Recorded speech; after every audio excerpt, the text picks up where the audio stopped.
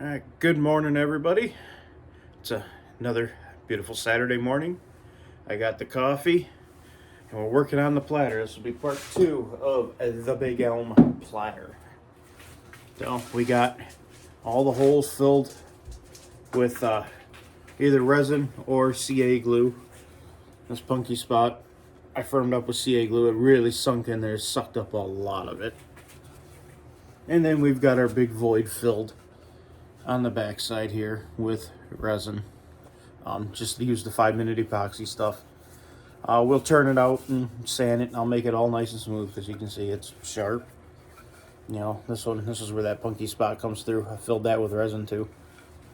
So we'll get her mounted back up on the lathe. Still got my mark. That spot goes to jaw number 1 on the chuck. We'll get her mounted up. We'll get her ready to turn. We'll finish turning this bad boy today. Hope you all enjoy the show.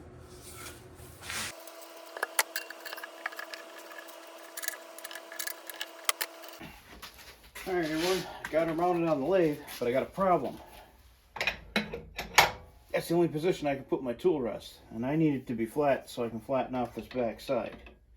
So, my lathe has a little party trick, and it's actually part of the reason I brought this lathe. My handle on here.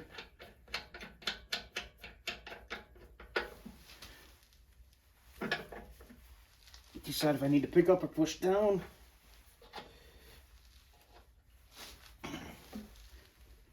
Holy crap.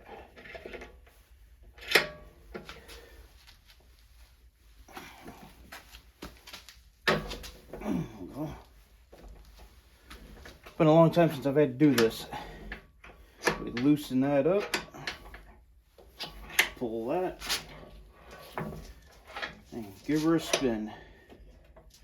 Put her to wherever you want her. I think right there will allow me to get in there nicely. And lock her down.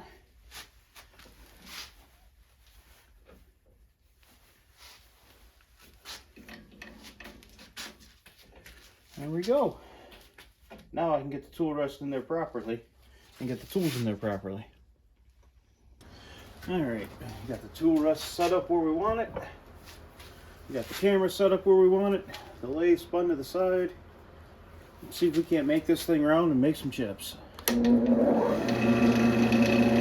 Also, I was able to get the speed up like I wanted with that resin. I'm up to 930 now.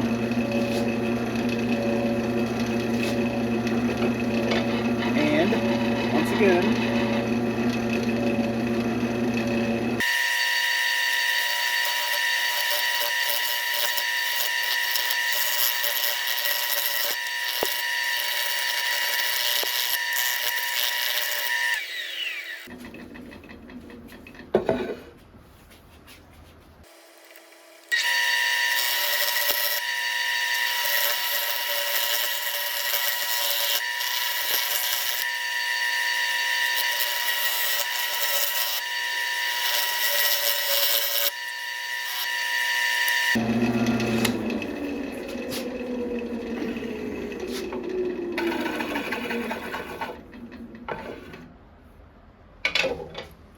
that resin coming off of there is quite painful. So, see, big chunk. I'm going to put a glove on this hand just for protection. Because that hurts.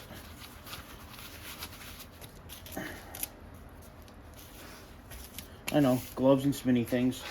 But sometimes you got to do it because I can't put proper pressure. Now it all hits the glove. It doesn't take chunks out of my hand.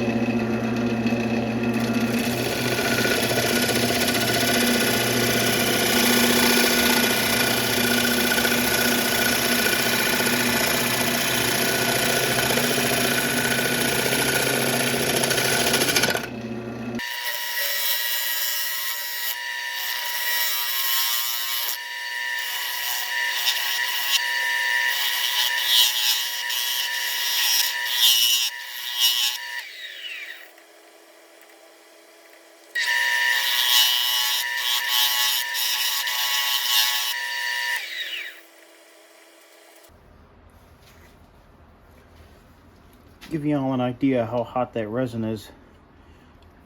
It actually messed with the temper on my tool steel. See that little bit of black there?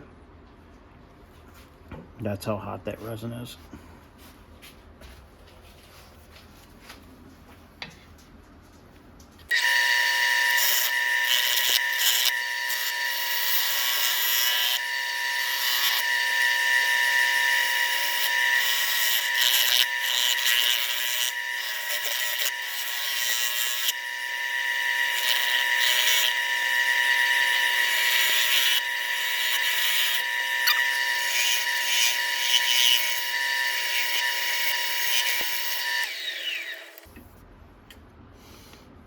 Look at that.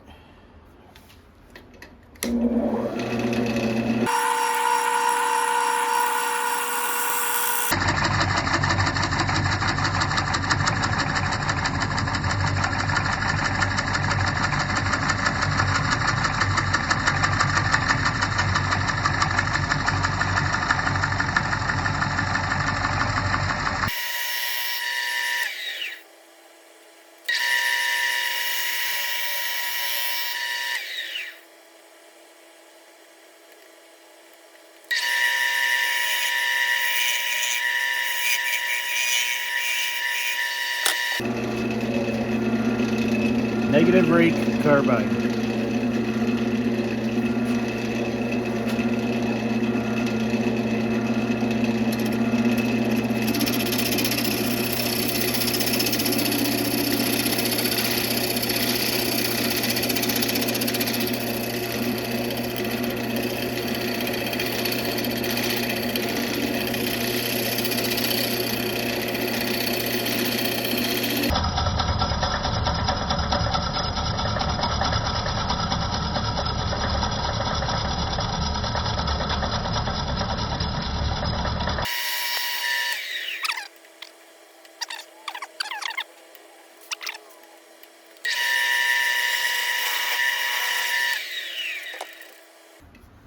Then we'll put the lathe back into a normal configuration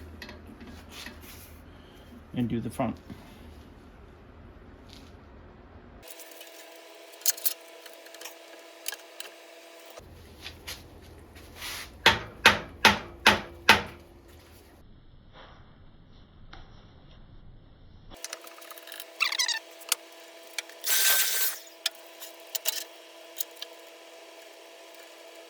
All right, let the hollowing begin.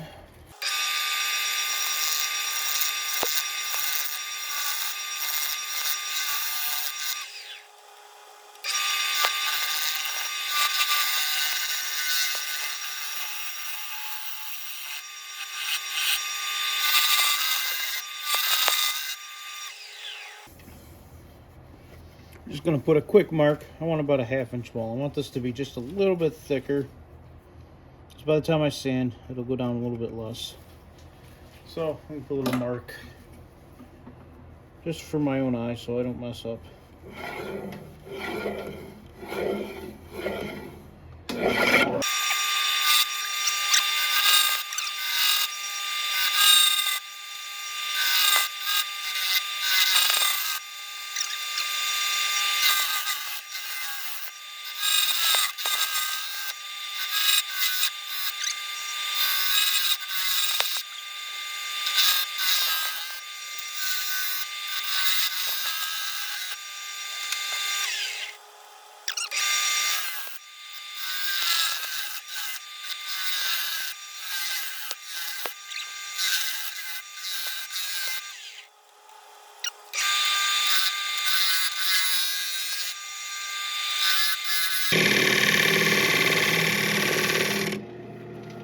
Need to sharpen again.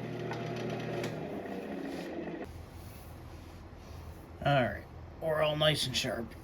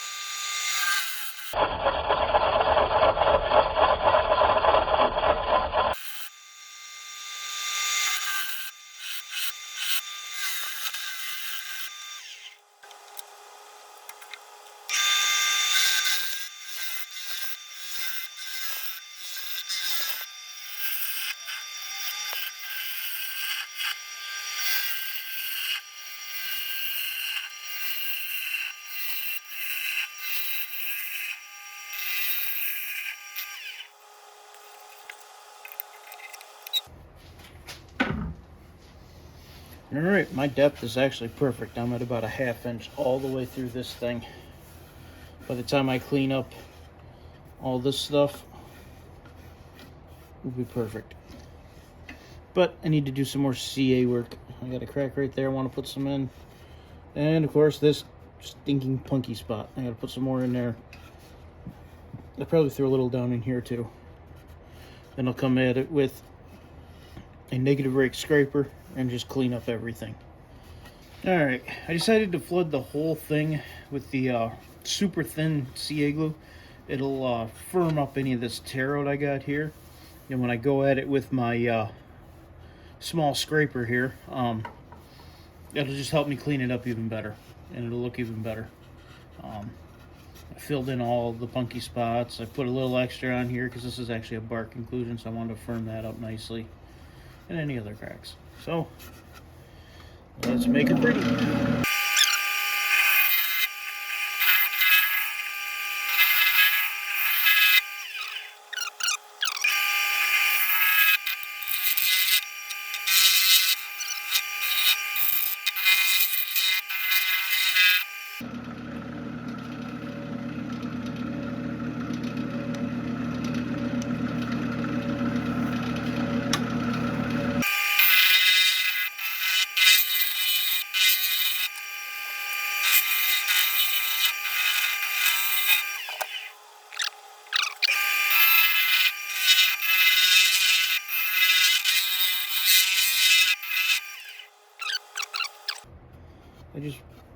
That bugs me. I want more.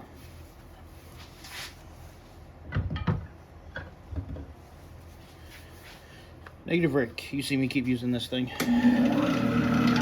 just got to be careful because it gets real catchy in these corners.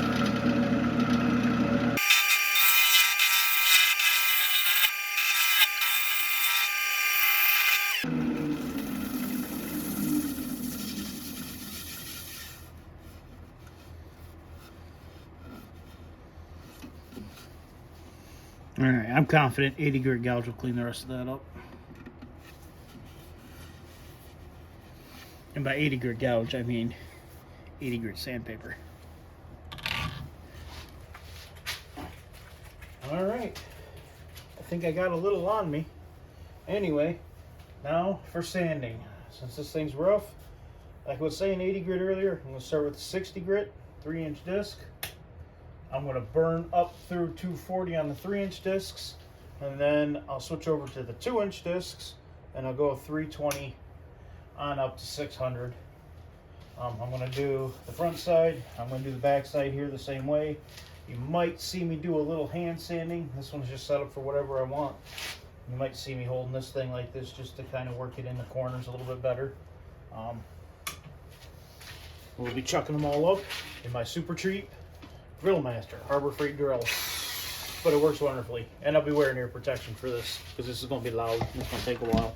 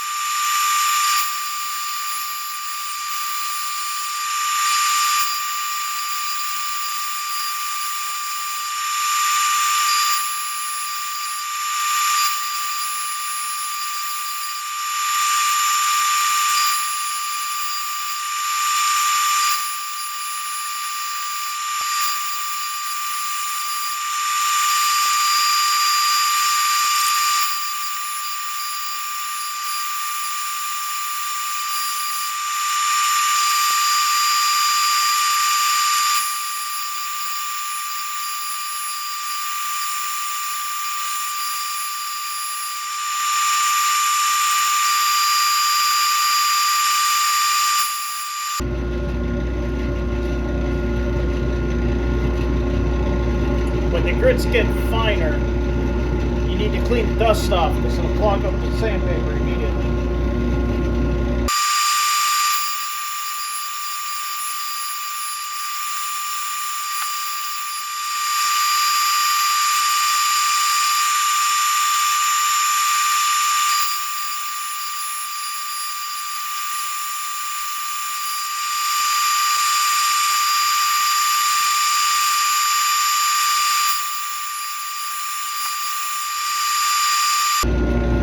clean magic eraser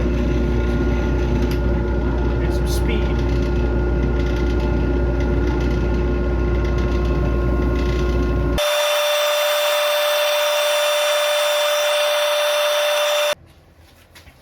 All right, everyone.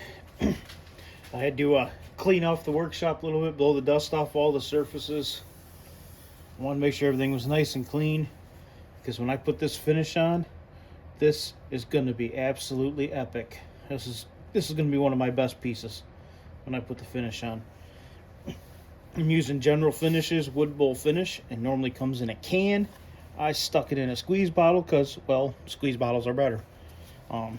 Just going to use a piece of blue shop towel, fold it up. I'll probably fold it up about like that. We're just going to squirt her on. You can't put too much on at once for this first coat. It's going to suck up a lot of finish. Here we go.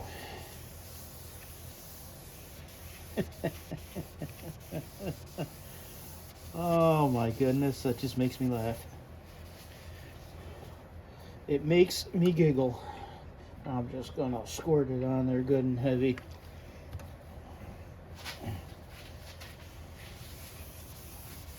Oh my goodness. What did I get myself into? The things I do on the weekend.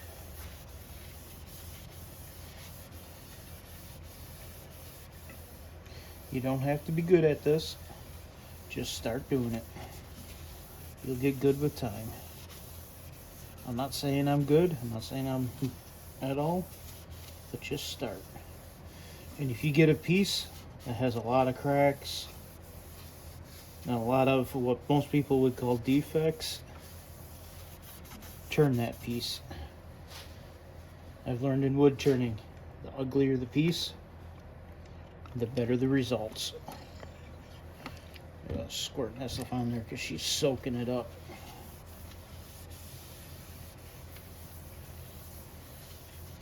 And we'll do this probably 3 more times at least. I'm not going to show you the backside of this thing because it's just as epic, and I gotta leave something for the big reveal at the end of the video. And let me tell you, for a piece of elm, stinky old yucky elm that nobody likes and everybody cuts down and just ugly, you know, that everybody thinks it's ugly, that goes to show you, don't judge a person by their looks. Don't judge a piece of wood by its looks. Get into it, make it clean, and look what you get. I love it. I'm happy with how my window came out too. A little bit of bubbles in it and stuff, but you know, that's just the resin I was using. I just had some cheap 5-minute stuff. Didn't expect this to come out this nice. So I'll do that a lot more times. I'll probably buff it between coats, and we'll just keep doing it. But I couldn't be happier with that. I'll show you the reveal in a bit after I get this finished. I'll take the tenon off. I'm not going to show that on this one because it's going to be, no, there's just not much to show taking a tenon off. Burn my logo on it and I'll come back for the reveal. All right, everyone, it's done. It's beautiful. It's wonderful. It has chatoyance. It has figure. It has knots. It has punky spots. It has a little resin window. It is the beautiful, the wonderful, the awesome Big Elm. This thing came out beyond my expectations. The grain in it, you can see it just shifting in the light and moving all over the place.